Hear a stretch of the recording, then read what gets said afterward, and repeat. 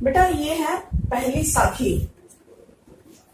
मान सरोवर सुभर जल हंसा केली कराही, मुक्ता फल मुक्ता चुगे अब उड़ी अनंत न जाही।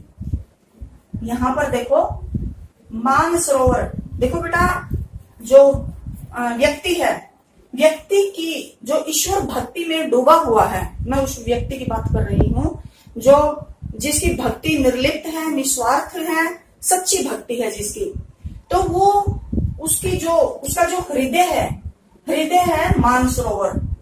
उसके हृदय को क्या माना गया है? मानसरोवर। सुभर जल और भक्ति रूपी जल से भरा हुआ है। यहाँ पर देखो मानसरोवर एक झील का नाम है, बड़ी सुंदर झील है, यानी कि तालाब। और तालाब यहाँ पर किसके रूप में प्रस्तुत किया गया है? जो सच्चा भक्त है उसके हृदय के रूप में। हृदय रूपी मानसरोवर या फिर हृदय रूपी तालाब। सुभर का मतलब होता है पूर्णतया, बिल्कुल ऊपर तक भरा हुआ वो जल से, लबालब है पानी से। वो कैसे जल से भरा हुआ है? भक्ति रूपी जल से। भक्ति रूपी जल से भरा हुआ है। दोबारा देखें इस लाइन को। हृदय रूपी तालाब, हृदय रूपी मानसरोवर भक्ति रूपी जल से भरा हुआ है। सुभर का मतलब है ऊपर तक भरा हुआ। हंसा केली कराही। अब ये बताओ तालाब में क्या चीज तैरती है? बत्तख तैरते हैं, हंस तैरते हैं। तो यहाँ पर हंस पक्षी तैर रहे हैं। केली का मतलब है क्रीड़ा करना, खेलना। वहां पर वो खेल रहे हैं, तैर रहे हैं। तो यहाँ पर हंस किस चीज का प्रतीक है? जीवात्मा का, जो उसकी आत्मा है। आत्मा रूपी हंस उस मानसरोवर रूपी जल में, मानसरोवर रूपी झील में तैर रहे हैं। मुक्ता फल मुक्ता चुगे।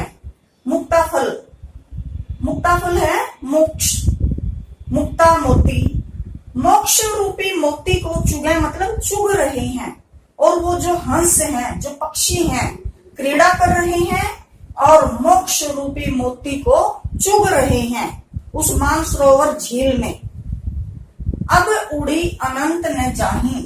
अब भला वो उड़कर कहां जाएंगे? कहीं नहीं जाएंगे, क्योंकि वहां पर उनको बहुत आनंद आ रहा है उस भक्ति में। जब कोई व्यक्ति ईश्वर की भक्ति में बिल्कुल डूब जाता है, लीन हो जाता है, तो उसे उस भक्ति में आनंद की प्राप्ति होती है और वह उस आनंद को छोड़कर कहीं और जाना ही नहीं चाहता।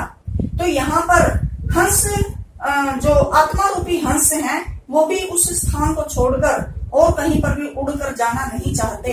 अनंत का मतलब अन्यत्र, किसी और जगह पर उड़कर जाना न जाही, नहीं जाना चाहते। सारे का सारा दोबारा देखो। मानसरोवर है हृदय रूपी मानसरोवर या फिर हृदय रूपी तालाब। सुभर भरा हुआ है जल से, ऊपर तक भरा हुआ है। और कैसे जल से भरा हुआ? वो भक्ति रूपी जल से भरा हुआ है। हंसा केली कराही। और उसमें, उस तालाब में आत्मा रूपी हंस खेल रहे हैं, चहलकदमी कर रहे हैं। मुक्ता फल मुक्ता चुगे। और मोक्ष रूपी मोती को वो चुग रहे हैं। अब उड़ी अनंत न जाही। और उस स्थान को, उस भक्ति से भरे हुए स्थान को छोड़कर वो कहीं जाना नहीं चाहते। यानी कि उन्हें ईश्वर की भक्ति में बहुत आनंद आ रहा है और वो उस आनंद को छोड़ना नहीं चाहते। वो उसमें रमे रहना चाहते हैं, डूबे रहना चाहते हैं।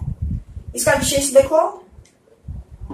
सच्ची भक्ति से आनंद की प्राप्ति होती है, सच्ची भक्ति से ही ईश्वर की भी प्राप्ति होती है। नंबर 2 है भाषा सरल सहज है। और एक और बात है यहाँ पर, जो संत कबीरदास जी की भाषा है वो खिचड़ी भाषा है, क्योंकि वो फक्कड़ थे, फकीर थे, घुमक्कड़ प्रवृत्ति के थे। वो घूमते रहते थे, किसी एक स्थान पर स्थिर नहीं रहते थे। ईश्वर की भक्ति में लीन होकर भजन कीर्तन करते हुए न जाने किस दिशा में निकल जाते थे। तो वो जिस भी स्थान पर जाते थे, उस स्थान विशेष, वहां की भाषा का उनकी भाषा पर प्रभाव पड़ता था। वहां की जो शब्दावली थी उनकी भाषा में वो मिल जाते थे। अब वैसे तो देखो, जो पारखी होते हैं वो किसी भी व्यक्ति से मिलते हैं तो उनकी बोलचाल, उनकी भाषा से आकलन लगा लेते हैं कि ये रोहतक जिले का है, ये जींद जिले का है। लेकिन संत कबीरदास जी की भाषा थी वो सदुकड़ी भाषा थी, खिचड़ी भाषा थी। उसमें न जाने कितनी भाषाओं का समावेश था, क्योंकि वो फक्कड़ थे, फकीर थे, घूमते रहते थे।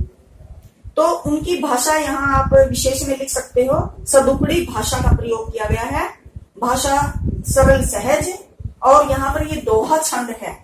दोहा छंद के बारे में मैं इसके बाद बताऊंगी। और आप लोगों ने अलंकार कर लिए हैं। अलंकार में अब यहाँ पर है केली कराही, को की पुनरावृत्ति के कारण यहाँ पर अनुप्रास अलंकार है। और मुक्ता फल मुक्ता चुगे, म की पुनरावृत्ति के कारण अनुप्रास अलंकार है। और दूसरा कौन सा अलंकार है यहाँ पर? मान सरोवर। मान सरोवर किस चीज का प्रतीक है? हृदय रूपी, हृदय रूपी मान सरोवर। तो यहाँ पर, और मुक्ता फल मुक्ता, मोक्ष रूपी मोती, इन दोनों में रूपक अलंकार है। यहाँ पर अनुप्रास भी है और रूपक अलंकार भी है।